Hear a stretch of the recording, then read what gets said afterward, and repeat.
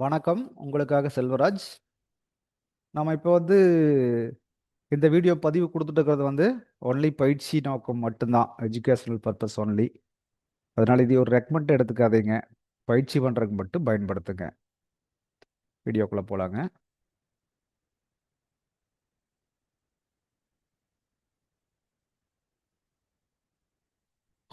இந்த ஸ்டாக்ல நம்ம Reliance and HDFC bank இந்த ரெண்டு பார்ப்போம் இல்லைங்களா?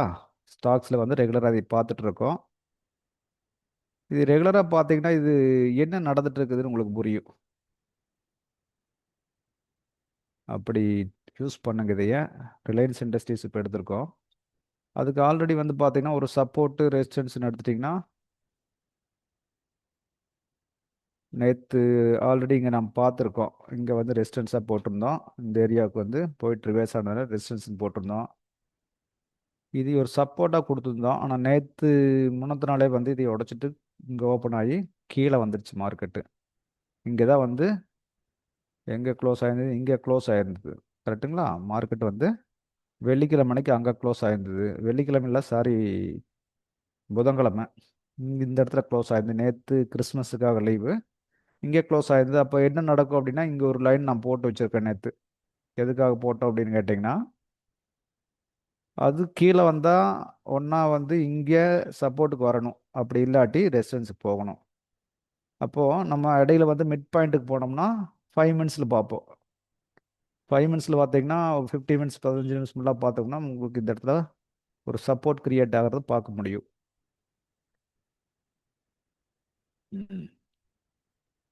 இந்த பிளேஸ் ஏற்கனவே இங்கே டச் எடுத்திருக்கு. எகைனிங் இங்கேயே எடுத்துகிட்டு நேற்று இங்கே போய் இது வரைக்கும் போயிட்டு இங்கே முடிஞ்சிருக்கு நேற்று. சரிங்களா? அப்போது இன்னைக்கு ஆரம்பிச்சது எங்கே ஆரம்பிச்சதுன்னு கேட்டிங்கன்னா, மார்க்கெட் இங்கே ஆரம்பித்து டக்குன்னு கீழே ஒரு சப்போர்ட் எடுத்துகிட்டு மறுபடியும் மேலே போய் முடிஞ்சிருச்சு. அப்புறம் பாருங்கள், மறுபடியும் இங்கே தான் ஆடிட்டு இருக்கு. அப்போ இன்றைக்கி ஒரு மூமெண்ட்டே இல்லை. மார்க்கெட்டு நிஃப்டியும் அதே மாதிரி தான் நடந்தது. அப்போ பார்த்தீங்கன்னா இன்றைக்கி இதுலேயே முடிச்சிருக்கிறான். ஒன்றும் மூமெண்ட் இல்லை. இதில் பெருசாக ட்ரேட் பண்ணியிருக்க முடியுமானா முடியாது. ஒன்று பண்ணியிருக்கலாம், இந்த இடத்துக்கு வந்துன்னா பை, அவ்வளோதான். இதை மட்டும் பண்ணியிருக்கலாம். பெருசாக போயிருக்கணும். டார்கெட் இந்த ரேஞ்ச் வரைக்கும் வச்சுருப்போம். இந்த ரேஞ்ச் வரைக்கும் டார்கெட் வச்சுருப்போம். அது போயும் போகாம தான் திரும்பி இருக்கு. மார்க்கெட் ஒன்றும் கரெக்டாக ரீச் ஆகலை. அப்போ லாஸ்லாம் ஒன்றும் கிடையாது. வாங்கியிருந்தா ஒரு 4-5 பாயிண்ட் பார்த்துட்டு கொடுத்து வந்திருக்கலாம். இங்கே இந்த இடத்துல பார்த்தீங்கன்னா ஒரு 55 ரேஞ்சில் இருக்குது. இந்த இடத்துல கொடுத்தீங்கன்னா ஒரு 58, ஒரு 3 ரூபா அந்த ரேஞ்சில் கிடச்சிருக்கும். பெரிய அளவுக்கு இதில் ப்ராஃபிட் இருந்திருக்காது. அப்போ இந்த என்ட்ரி போகலாமானா இதையே கொஞ்சம் அவாய்ட் பண்ணிக்கிறது நல்லது. மார்க்கெட் மூமெண்ட் பெருசாக இல்லை. மேலே போய் உடச்சிட்டு கீழே வந்திருந்தாங்க கூட, இது மேலே போய் உடச்சிட்டு அப்புறம் கீழே வந்தால் கூட இங்கே எங்கேயாச்சும் பை பண்ணி தான் அடுத்த மூமெண்ட் கொடுத்துருப்பான்னு சொல்லலாம். பெரிய மூமெண்ட் இல்லை இது. இப்போ இன்றைக்கி பார்த்தீங்கன்னா சப்போர்ட்டு கண்டினியூ தான் சப்போர்ட்டாக மாறுது. இன்னும் கண்டினியூ ஆகுது இந்த சப்போர்ட்டு. இப்படி வச்சுக்கங்களேன். இந்த சப்போர்ட் தான் கண்டினியூ ஆகிட்டு இருக்குது. இதையே சப்போர்ட்டாக வச்சுக்குவோம். மேலே பார்த்தீங்கன்னா ரெசிஸ்டன்ஸ் அதே இடத்துல தான் இருக்குது. இப்போ பை ட்ரெண்டுக்கு வந்துருச்சானா ஒன்றும் இல்லை. 5 மினிட்டை பொறுத்தளவுக்கு நோ பை ட்ரெண்ட். ஒன்று செல்லில் அப்படியே தான் இருக்குது. ஒன்று இந்த இடத்த பிரேக் பண்ணியிருக்குது. கரெக்டுங்களா? அதனால் பைக்கு மாறி இருக்குது. அதனால தான் லோ உடைக்கல. இப்போ போச்சுன்னா மறுபடியும் கூட கீழே பை பண்ணலாம். நாளைக்கு எகைன் இன்னும் மேலே போகிறதுக்கு வாய்ப்பு இருக்குது. இதை உடைச்சதுனா தான் அடுத்த ஸ்டேஜுக்கு வரும். அது வரைக்கும் அது பை மேலே தான் போகும். இங்கே சப்போர்ட் எடுத்துகிட்டு மறுபடியும் கூட போகிறதுக்கு வாய்ப்பு இருக்குது. இல்லைங்களா? இப்போ பெரிய ஆப்பர்ச்சுனிட்டி ரிலையன்ஸில் கிடைக்கல. 1 ஹவரில் பார்த்தீங்கன்னா அப்படி தான் தெரியுது. இங்கேயே சப்போர்ட் எடுத்துகிட்டு திரும்புறவை ஆல்ரெடி இதை விட்டாச்சுன்னா அடுத்து இதுதான் ரேஞ்ச். இது வரைக்கும் வரணும். அகைன் இங்கே கீழே வந்தால் தான் இங்கே நல்ல ஒரு சப்போர்ட் பாயிண்ட் தான், ஒரு பையிங் ஜோன். கனெக்டிங் எத்தனை கனெக்டிங் இருக்குதுன்னு கவனிச்சிக்கங்க. ரைட்டுங்களா? இவ்வளோ கனெக்டிங் இங்கே இருக்குது. ஒவ்வொரு இடம் வரும்போது இங்கே திரும்பி இருக்கா. இது ஒரு நல்ல ஜோன். இந்த ஜோனுக்கு வரலாமா? வரலாம். நிஃப்டினால இன்றைக்கி இந்த ஜோனில் தான் ஆக்சுவலாக நிற்கிது. ஃப்யூச்சரில் மறுபடியும் கூட வர்றதுக்கு வாய்ப்பு இருக்குதுங்க. ஹெச்டிஎஃப்சி பேங்க் பார்ப்போம்.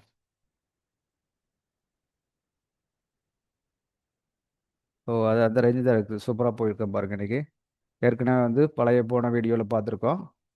அவன் இங்கே முடிஞ்சிருந்தான். அதாவது போன க்ளோசிங் டேல. அதுக்கு பின்னாடி இன்றைக்கி ஓப்பன் ஆகி இப்படி தான் நின்றுருக்கான்.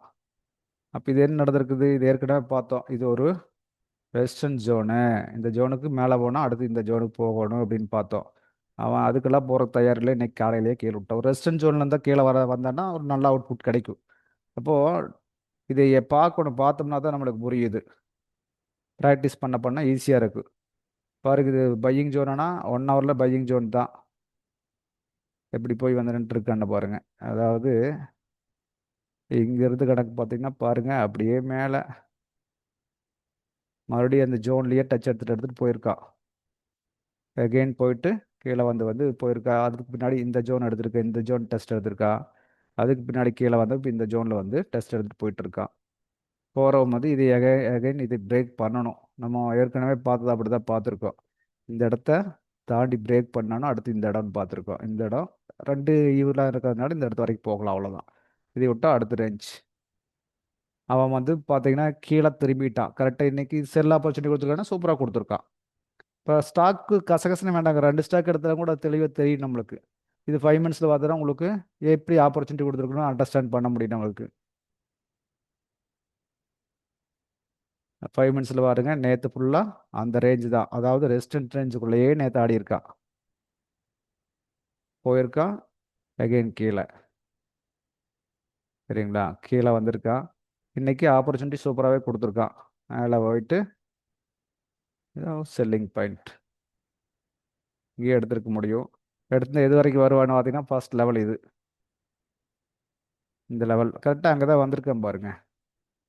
கீழே இறங்கினவன் அங்கே தான் வந்திருக்கான் ஃபர்ஸ்ட் லெவல். அடுத்த லெவலில் அது கீழே வருங்க. பட் அந்த லெவல்லையே திரும்பி நின்றுருக்கான். இப்போ இந்த மாதிரி ஒரு இடத்துல என்ட்ரி எடுத்தாச்சுன்னா அடுத்து எது வரைக்கும் போவா அப்படின்னு தெரியும் நம்மளுக்கு. இந்த இடத்துல இப்போ என்ட்ரி எடுக்கிறோம் அப்படின்னீங்கன்னா அவன் எது வரைக்கும் கீழே வருவான்னு நம்மளுக்கு தெரியணும். அப்போ ஃபர்ஸ்ட் லெவல் பார்த்தீங்கன்னா ஏற்கனவே இது எல்லாம் ஒரே ரேஞ்சாக வச்சுருக்கான். இந்த லெவல் எடுக்கணும்.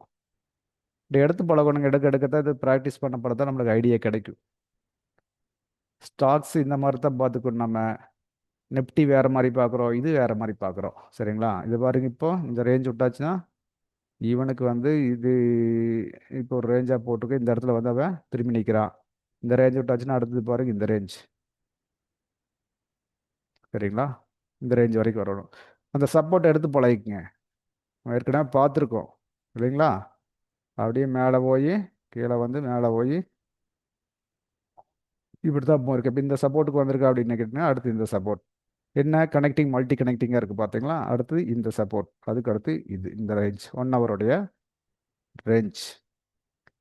இப்படி எடுத்து பழகிக்கங்க, அவ்வளோதான். இங்கேருந்து செல்லுக்கு வந்தான்னா அடுத்து எது வரைக்கும் வருவா, இங்கேருந்து எது வரைக்கும் திரும்பி போவான், இதெல்லாம் தெரியும். இப்போ திரும்பி போனால் எது வரைக்கும் போகலாம், இது ஒரு ரேஞ்சாக இருக்குது, இது வரைக்கும் வருவானா அது கூட வரமாட்டான். அதுக்கு முன்னாடியே திரும்பறதுக்கு பாசிபிலிட்டி நிறையா இருக்குது. சரிங்களா, நாளைக்கு ஓப்பன் ஆகிறது பொறுத்து ப்ரீ மார்க்கெட்டை வச்சே நம்ம முடிவு பண்ணிக்கலாம். ப்ரீ மார்க்கெட் 9:07 முடியுது. அப்போவே அவன் எங்கே ஓப்பன் ஆகுறான்னு நம்மளுக்கு தெரிஞ்சிடும் இல்லையா. அப்புறமா அடுத்தது அதுக்கு தகுந்த மாதிரி நம்ம பிளான் பண்ணிக்க முடியும். ஓகேங்களா. ஓகே, பாருங்க இந்த வீடியோவை முழுசாக பாருங்கள். ஸ்டாக்கெல்லாம் பாருங்கள். அதாவது நம்ம ஸ்டாக்கு நிஃப்டி கரன்சி இப்படியெல்லாம் இன்னும் பிரிக்க வேண்டாம். ஸ்டாக்கு அதாவது சார்ட், அவ்வளோதான். பேசிக்காக சார்ட். இதில் வந்து எந்த பேரையும் இன்க்ளூட் பண்ணாதீங்க. ரிலையன்ஸ் நிஃப்டின்னு இன்க்ளூட் பண்ணாதீங்க. சார்ட்டுன்னு மாதிரி பாருங்கள். சார்ட் அப்படின்னாவே எல்லாம் வந்து ஒரே மாதிரி தான் ரன் ஆகும் அப்படின்னு தெரிஞ்சுக்குங்க. அப்போ இதுக்கு வந்து கிரிப்டோ போட்டாலும் அப்படித்தாக, US30 போட்டாலும் இதே மாதிரி தான், கோல்டு போட்டாலும் இதே மாதிரி தான் ஆகும் அப்படின்னு தெரிஞ்சுக்குங்க. அப்போ சார்ட்டை ரீட் பண்ணுறோம், இதை பண்ணுறோம் அதை பண்ணுறதுல சார்ட்டை நம்ம ரீட் பண்ணுறோம், அவ்வளோதான். சரிங்களா, இந்த ரீட் பண்ணி பழகிக்குங்க. சார்ட்டை வந்து படித்து பழகிக்குங்க. இது போதும் நம்மளுக்கு ட்ரேட் பண்ணுறதுக்கு. இந்த பதிவு உங்களுக்கு பிடிச்சிருந்ததுன்னா சப்ஸ்கிரைப் பண்ணுங்கள், லைக் பண்ணுங்கள், கமெண்ட்ஸ் கொடுங்க, ஃப்ரெண்ட்ஸுக்கு ரெஃபர் பண்ணுங்கள். பொறுமையாக கேட்டதுக்கு நன்றிங்க. அடுத்த வீடியோவில் பார்ப்போம்.